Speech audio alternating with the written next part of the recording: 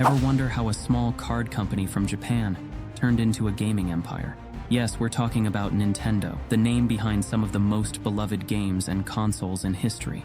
How did they go from crafting playing cards to shaping the future of video games? What secrets lie behind their iconic characters and groundbreaking inventions?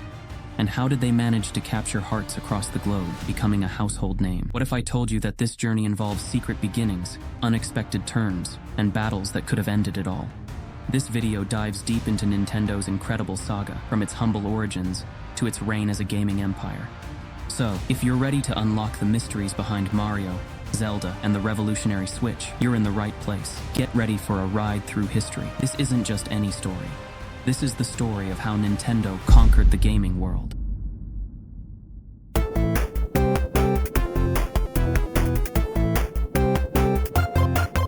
Back in 1889, long before the excitement of video games, Nintendo began in a small shop in Kyoto, Japan. Here, a man named Hiroshi Yamauchi started making something quite different from the video games we know Nintendo for today. He made Hanafuda cards, which are special playing cards with beautiful pictures of flowers and nature on them. These weren't just ordinary cards, they were little pieces of art, carefully made and painted by hand. In those days, Japan was changing a lot. It was a time when old traditions met new ideas. Fusajiro's cards were a small part of this big change. He believed these pretty cards could make people happy, not by gambling, but simply by playing and enjoying the art on them. This was a new idea, because at that time, these kinds of cards had a bad reputation for being used in gambling games, often by the Yakuza, which is like the Japanese mafia. But Fusajiro focused on making his cards the best. He used special paper made from the bark of mulberry trees and painted them with bright colors to make them stand out. His cards weren't just for playing, they were like little treasures, showing off the beauty of Japan's seasons and nature. Word got around that Nintendo's cards were something special. Before long, many people wanted them, making Fusajiro's little shop very busy.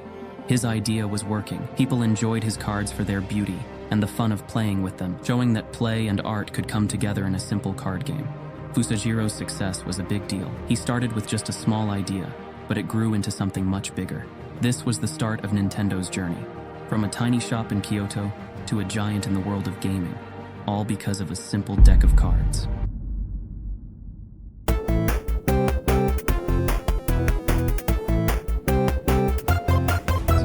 After its quiet start with playing cards, Nintendo began to look for new ways to grow and reach more people.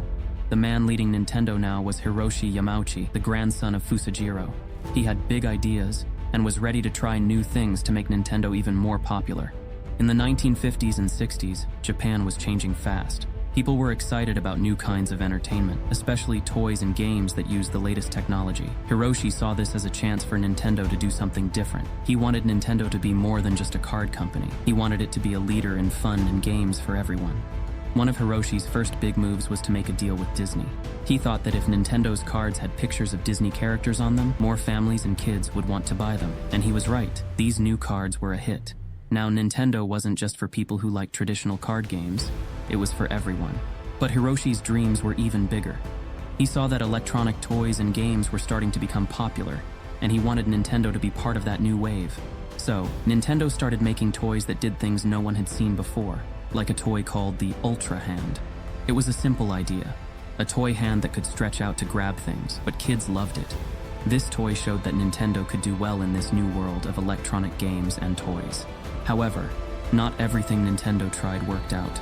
The company tried lots of different businesses, like running taxis and even love hotels, but these didn't really fit with what Nintendo was all about. Hiroshi learned that Nintendo did best when it focused on what it knew best, making fun for families and kids. One of the most important moments for Nintendo came when Hiroshi met a man named Gunpei Yokoi. Gunpei worked in one of Nintendo's factories, but he had a lot of great ideas for new toys and games. Hiroshi saw his talent and asked him to start working on creating new kinds of playthings for Nintendo. This was a big step. It showed that Nintendo was ready to dive into the world of electronic games, which would change everything for the company.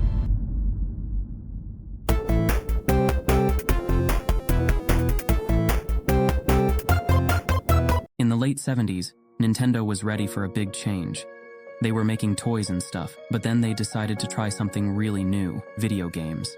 They were just starting to get popular, and Hiroshi thought Nintendo could do something big with them. He had a big dream about making video games that everyone could play at home. Nintendo's first step into video games wasn't an instant hit, but Hiroshi had big plans. He noticed how much fun people were having with electronic games and thought, why not bring this fun into everyone's homes? They made a game console called the Color TV game. It had simple games like tennis and racing that you could play on your TV. Families really liked it because it was a fun new way to play together. The big moment came in 1980 with the release of the Game & Watch. It was a small game you could carry around, and it even told the time. Gunpei Yokoi, one of the Nintendo guys, came up with the idea because he saw people playing with calculators. The Game & Watch was a huge deal because it was the first time games were made to fit in your pocket. Nintendo wanted everyone in the world to enjoy their games, so they made the Nintendo Entertainment System, or NES. It came out right after a big video game crash in the United States, so it was a risky move. But the NES had amazing games like Super Mario Bros. And The Legend of Zelda, which were more than just games. They were like whole adventures you could jump into, right from your living room. And guess what? It worked. The NES made video games a big thing everywhere, not just something you played at arcades.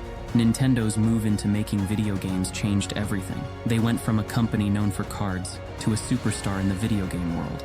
The NES and the Game & Watch weren't just successful, they started a new era for video games. Nintendo showed that video games could be for everyone, and they opened up a whole new world of play for people around the globe.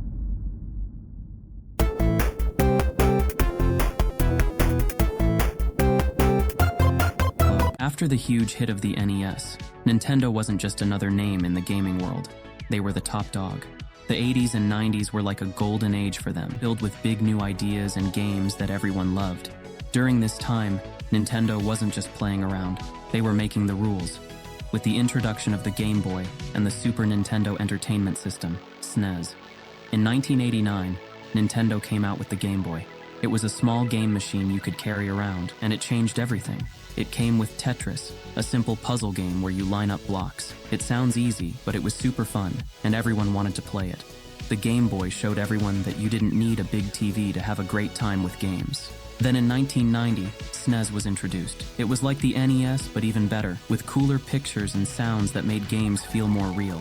It had amazing games like Super Mario World and The Legend of Zelda, A Link to the Past. These games were more than just something to play. They were adventures in far-off lands and mysterious places. The SNES made Nintendo known for making top-quality games. This era was also marked by the birth of new characters and franchises that would become cultural icons.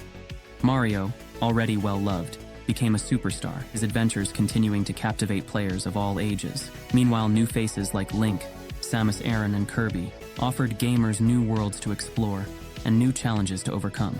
These characters weren't just mascots, they were Nintendo's way of showing off what they could do. Nintendo's strategy during this time was clear.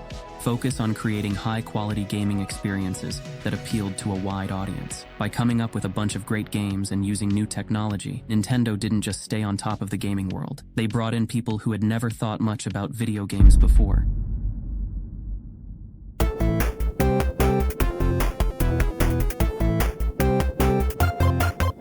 In the late 90s and early 2000s, things in the gaming world started to shift. Big companies like Sony with its PlayStation and Microsoft with its Xbox were making fancy new game consoles for more mature audiences. These consoles had really good graphics and could do a lot of cool stuff, making it tough for Nintendo's more family-friendly games. Nintendo wasn't going to give up, though. They came out with the Nintendo 64, and later the GameCube. The N64 was special because it could show games in 3D, like Super Mario 64 and The Legend of Zelda: Ocarina of Time. These games took you to magical places where you could have all sorts of adventures. But even with these great games, it was getting harder to keep up because gamers wanted more. The GameCube was Nintendo's way of trying to catch up, offering a compact, powerful console with a focus on high-quality gaming experiences. It had some really good games. Even so, the GameCube struggled against the PlayStation 2 and the Xbox in market share. This was a tricky time for Nintendo because they had to figure out how to stay true to their fun, creative games while also dealing with the changes in what gamers wanted. But here's the thing about Nintendo. They never stopped being creative or loving games. Even when it was hard to keep up with the other big companies, they kept thinking of new ideas. This was just a step in their journey, and they were about to bounce back in a big way, ready to show the world new kinds of fun.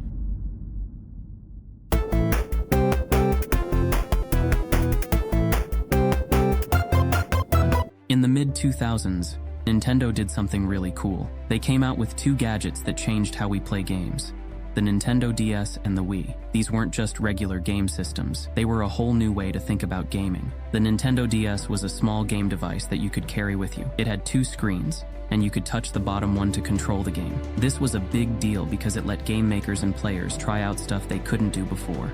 Games like Brain Age and Nintendogs weren't typical video games. They reached out to people who didn't usually play games, making everyone want to give it a try. Then there was the Wii, and it was even more surprising. It used a special controller that could sense your movements. So, if you were playing a tennis game, you could swing the controller like a racket. This made the Wii really fun because you could move around instead of just sitting. A game called Wii Sports got families and friends to play together, laughing and moving right in their living rooms. Nintendo wanted to show that video games are for everybody, not just for people who are really into gaming. By making the DS and Wii, they opened up gaming to the whole world. People of all ages could play and have fun together. It was a big success, making more people interested in video games. Nintendo showed that with some creativity and new ideas, video games could be a way for everyone to have fun and connect with each other.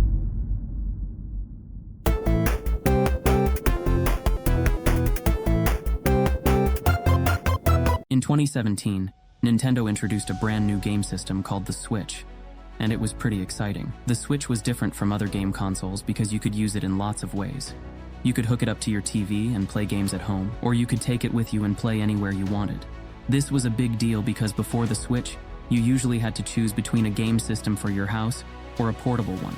The Switch let you do both. The Switch came with two small controllers called Joy-Cons, and you could slide them off the main unit to play with friends or use them together for games on the TV. This made playing games with other people really easy and fun. One of the first big games for the Switch was The Legend of Zelda: Breath of the Wild. It was a huge adventure game that lots of people loved. Nintendo wanted the Switch to be something that everyone could enjoy, whether you were a longtime gamer or just looking for some fun, and it worked.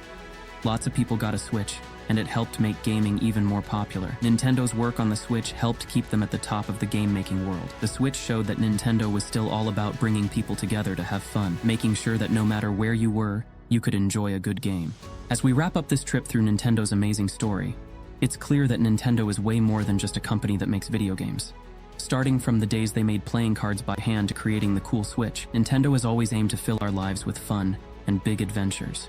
They've gone through lots of highs and lows, but have always kept their goal in mind: to make video games fun for everybody. Their story is not just about the games themselves, it's also about all the happy moments and smiles they've given to people everywhere. Looking ahead, we know Nintendo will keep surprising us, inviting everyone into a world of play.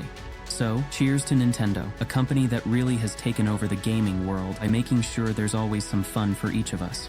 If you loved this story, make sure to hit the like button, share it with your friends, and subscribe to our channel. Click the bell so you don't miss any of our videos. Have thoughts or stories to share? Drop a comment below.